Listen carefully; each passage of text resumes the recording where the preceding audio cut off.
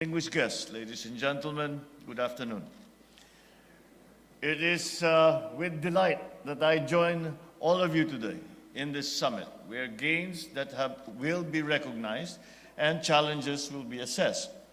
Strategies have been identified that will move higher education forward.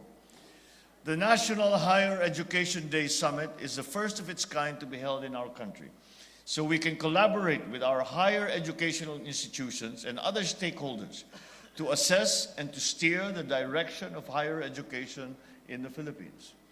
I do hope that this summit has given its participants a commanding and unobstructed view of our educational landscape. Whatever the outputs of the summit are, I hope they will cascade down to campuses and to classrooms as a force of good, as a force of innovation, and methods to move our educational standards forward and upward. No challenge demands greater attention than this. This is the highest priority. I have stated it before, but I will state it again, that as far as my view of government service is concerned, the most important service that government must provide to its people is a good education. No country can prosper without a good educational background. Even if we take it down to the individual level, individuals cannot prosper without a good education. And of course, together with all the stakeholders, both on the public side and the private side, once again, training, education holds the key. As of December 2023, 81 Philippine higher educational institutions have been included in various world university rankings, a significant increase from the 52 that were included in July 2023. However, we must acknowledge that in the recent Times Higher Education 2024 Asia University rankings, unfortunately, no Philippine university has reached top 100, with the country's top schools either dropping or maintaining their rankings. This just goes to show that much work is still to be done. We must pursue a comprehensive and all-encompassing strategy that will turn this trend around. The state of our education today shapes the future of the nation. The battle to win the future is waged in today's schools, where we should arm our young men and women with the right skills to not only survive, but to thrive in a rapidly changing world that does not wait for anyone.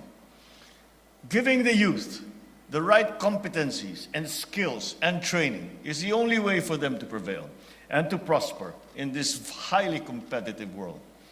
Our greatest obligation to them is to mold them into critical thinkers, into problem solvers, into visionaries, wielding the skills that will allow them to succeed in the future. Without an educated workforce that will implement them, any national economic blueprint will remain simply as that, blueprints. We will not have the means or the capacity or the labor force to be able to make those plans reality. Without skilled manpower who will run them, industries will grind to a halt. Social services will cease to function. Without a national pool of talent who can master new technologies and adjust quickly to tectonic changes, the country will be perpetually catching up, left behind by other societies whose educational systems have been made more adept. And that is why improving higher education and making it responsive to the present and future needs of society is front and center of this administration's national development agenda. The success of many of our plans for the country depend heavily on the availability of a strong, resilient, and skilled human resource to drive the nation forward. Allow me to share you my fundamental beliefs on the matter. One, higher education is too important a mission to be left to government alone. As with all the important developments, all the important plans that we put together, we cannot say that it is only government's responsibility, but we should also allow private parties to participate and not shove private parties to the sidelines. Nor should it be that the cause of their diminution or their demise. When it comes to educating our youth, government and private schools are not competitors, but must be regarded as equal partners. And as such, government should ensure their viability, treat them as strategic assets whose existence is guaranteed by nurturing policies and support. Second, of all state expenditure, education delivers the best dividends. This administration remains committed to the continuing provision of a free tertiary education in public universities and colleges for qualified students as provided under the Universal Access to Quality Tertiary Education Act. We have allocated close to 134 billion pesos for our state and local universities and colleges this year so that more students can receive free tertiary education and more families will be eased of the burden of having to pay for college. We know that whatever is spent on education, we should never regard as an expenditure.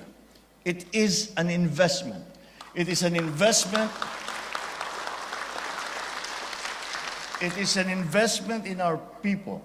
It is an investment in our country. It is an investment in our future. Third, mandates must be attached to merits. Democratizing access to education should not lead to the lowering of academic standards. Scholastic yardsticks are not movable goalposts, which we change every year to improve our numbers. These must be regarded as firm benchmarks that are resistant to the pressures that seek to undercut the quality of that education. We must hold ourselves, our students, the entire system to a high standard. And it is the only way that we will succeed in this fast-moving, changing world. Fourth, there are ways of solving educational problems other than just throwing money at the problem. Certainly, we could not say that appropriations will always solve the problem. Cash is not always a cure. Even funding does not automatically guarantee that we will get our desired outcome.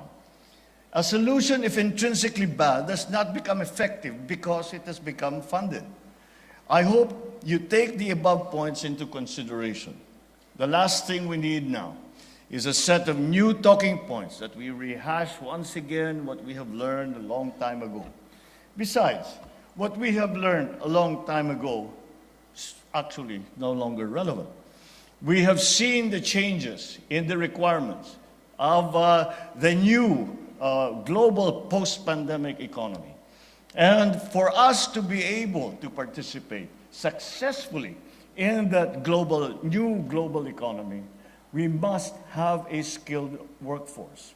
And that will depend upon their training and their education. I would rather that consensus forged in this summit be incorporated in the proposed budget for CHED and SUCs for 2025, because only then can ideas be translated into reality. So as we look further to the horizon in our higher educational sector, I hope this summit will yield answers and solutions to the challenges and opportunities that we now face in our higher educational sector. And so I encourage every stakeholder here to work with us and strengthen our efforts towards an inclusive, equitable, accessible, and sustainable higher educational sector. Let us mold a new generation of critical thinkers, problem solvers, visionaries, who will realize our aspirations for a new Philippines, a bagong Pilipinas, to bring us to a future of growth, opportunity, and prosperity. In my view, it is the only way that our country will succeed. It is the only way that we will be an active participant in not only the economy of the world, but in all as a citizen as a citizen of the world community, that this country will succeed. So with this, I trust that the men and women of CHED, led by Chairperson Popoy de Vera, will lead us forward and continue their trustworthy and unwavering service for the benefits of our students and the entire country. I wish you all a fruitful and engaging summit, and I once again pledge the total and complete support of this administration for all that you endeavor to do for higher education to improve the quality that we are providing for our students and for our workforce. Thank you very much, and good afternoon. Thank you very much, Mr. President.